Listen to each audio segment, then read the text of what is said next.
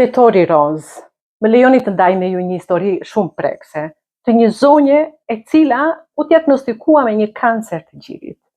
Është me të vërtetë e dhimbshme, kishte dashur gjithë kohën të shënonte, të shkruante poezi, kishte dashur gjithë kohën të ndihmonte fëmijët e varfër në Afrikë, po asnjëherë s'e kishte gjetur kohën. Pse? Sepse kishte kryer gjitha obligimet për gjithë njerëzit dhe asnjëherë për veten e saj. Në një moment pati shqetësime.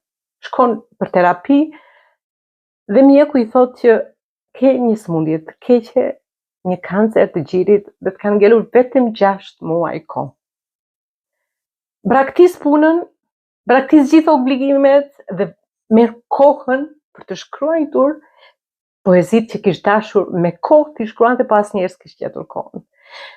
Shkon e vetme në Afrikë të ndihmoj fëmijët jetim.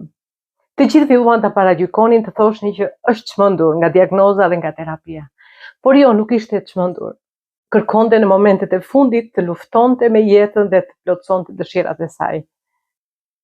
Prandaj vendosni prioritete në jetë, shikoni plotësoni dëshirat tuaja, ëndrat tuaja dhe bashkë me to plotësoni edhe nevojat e familjarëve tuaj. Mos prit të vijë një moment vendimtar për të kujdesur për ëndrat dhe dëshirat.